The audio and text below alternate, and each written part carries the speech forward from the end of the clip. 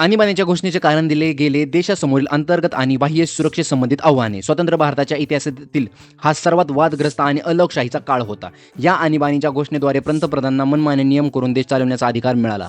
निवडणुका रद्द झाल्या. नमस्कार मित्रांनो, मी SM स्वागत करतो तुमच्या सर्वांचं द मराठी व्ह्यूमध्ये. मित्रांनो, या व्हिडिओमध्ये आपण समजून घेणार आहोत इमर्जन्सी म्हणजे नेमकं काय, अर्थात इमर्जन्सी, आपत्काल, आणीबाणी काही बी समजू शकता. मित्रांनो, व्हिडिओ सुरू करण्याआधी एक रिक्वेस्ट आहे, चॅनलवरती नवीन असाल तर सबस्क्राईब करा आणि व्हिडिओला लाईक करा. तर पहिल्यांदा समजून घेऊया इमर्जन्सी म्हणजे नेमकं काय.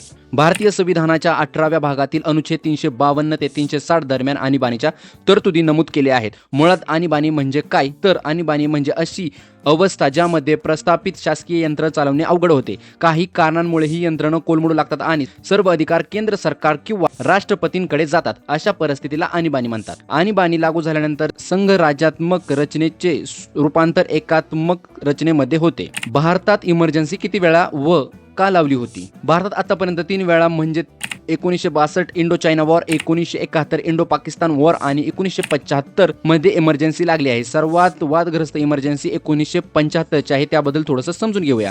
आणीबाणी लागू करण्याचा अंतिम निर्णय इंदिरा गांधी यांनी मांडला होता. राष्ट्रपतींनी त्यावर सहमती दर्शवली होती आणि जुलै ते ऑगस्ट 1975 दरम्यान मंत्रिमंडळाने आणि संसदेने त्यावर शिक्कामोर्तब केले होते.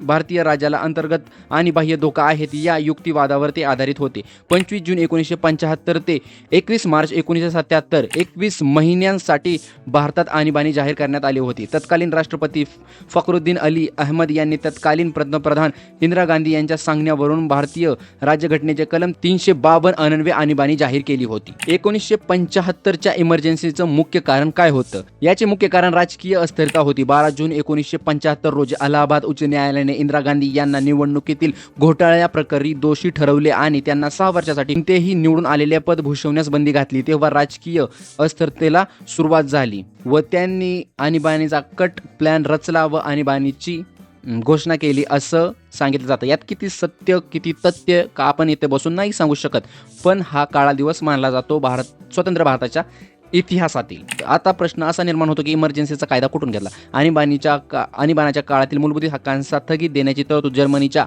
वायमार राज्यघटनेतून करण्यात आलेली म्हणजे अडॉप्ट करण्यात आलेली आहे. तर आय होप इमर्जन्सी म्हणजे नेमकं काय हे तर तुम्हाला या व्हिडिओद्वारे कळाले असेल तर व्हिडिओला लाईक करा आणि कमेंट बॉक्समध्ये सांगा इमर्जन्सी लावणे कितपत योग्य आहे.